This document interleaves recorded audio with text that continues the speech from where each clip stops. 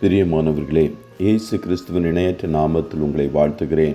இந்த மன்னாற்றுடைய இந்த டெய்லி பாட்காஸ்டை கேட்கிற உங்கள் ஒவ்வொருவரையும் கர்த்தர் ஆசீர்வதிப்பாராக.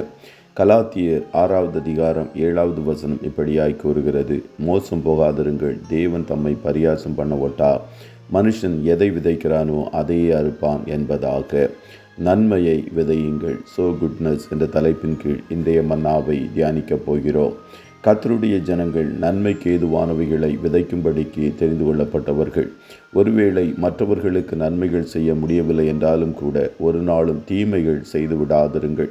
மற்றவர்களுடைய வாழ்க்கையையும் குடும்பத்தையும் கட்ட முயற்சி செய்ய வேண்டுமே ஒழிய இடித்து தழுகிறவர்களாய் காணப்படக்கூடாது. ஒரு நாளும் ஒரு விதங்களிலும் மற்றவர்களை ஏமாற்றாதிருங்கள். கொடுக்கல் வாங்கல் காரியங்களில் உங்கள் உத்தமத்தை எப்பொழுதும் வெளிப்படுத்துங்கள்.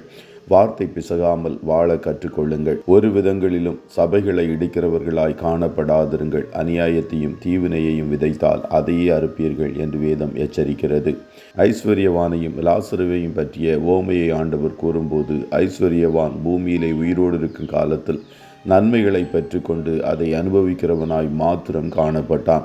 இரத்தாம்பரமும் விலையேறப்பட்ட வஸ்திரமும் தரித்து அனுதினமும் சம்பிரதாயமாய் வாழ்ந்து கொண்டிருந்தான். லாசரு என்னும் பெயர் கொண்ட ஒரு தரித்திரனும் இருந்தான். அவன் பருக்கள் நிறைந்தவனாய் அந்த ஐஸ்வர்யவானுடைய வாசல் அருகே கிடந்து அவனுடைய மேஜையிலிருந்து விழும் துணிக்கைகளாலே தன் பசியை ஆற்ற ஆசையாயிருந்தான். ஆனால் அந்த துணிக்கைகளை கூட கொடுப்பதற்கு ஐஸ்வர்யவான் விருப்பப்படவில்லை. அவன் ஆசீர்வாதமாய் வாழ்ந்து கொண்டு வந்த நாட்களில் தேவையோடு காணப்பட்டவனுக்கு ஒரு நன்மையை விதைப்பதற்கு கூட அவன் விரும்பவில்லை. அவர்கள் இருவரும் மரித்தார்கள். தரித்திரன் தேவதூதரால் ஆபிரகாமுடைய மடியிலே கொண்டு போய் விடப்பட்டான். ஐஸ்வர்யவான் அக்னி ஜுவாலையில் வேதனைப்படுவதற்கு பாதாளத்திலே கொண்டு போய் விடப்பட்டான். அங்கே ஒரு விரல் நுனி தண்ணீருக்காக ஏங்கின வேளையில் அது கூட அவனுக்கு கிடைக்கவில்லை.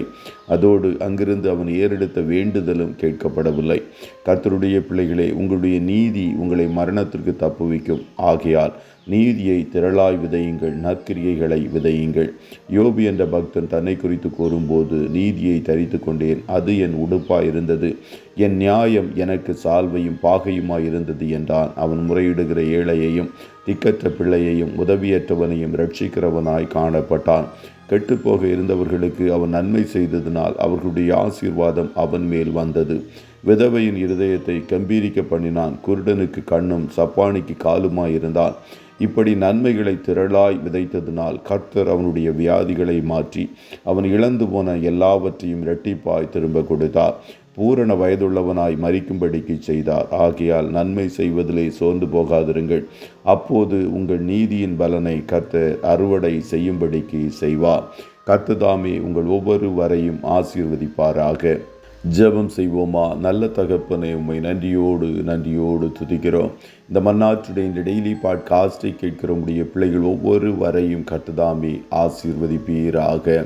ஆண்டவரே, உடைய பிள்ளைகள் நன்மைகளை விதைப்பதற்கு பழகி கொள்ளுகிற கிருபையை கர்த்தர் பொழிந்தருளும் என்று சொல்லி ஜெபிக்கிறோம். இவர்கள் செய்கிற நற்கிரியைகளுக்குரிய பலனை ஏற்ற வேளையில் அறுப்போம் என்ற ஒரு விசுவாசத்தை இவர்களுக்குள்ளாய் வைப்பீராக. உத்தமமாய் நீதிக்குரிய ஜீவியம் செய்ய ஒவ்வொருவரும் தங்களை அர்ப்பணிக்கட்டும்.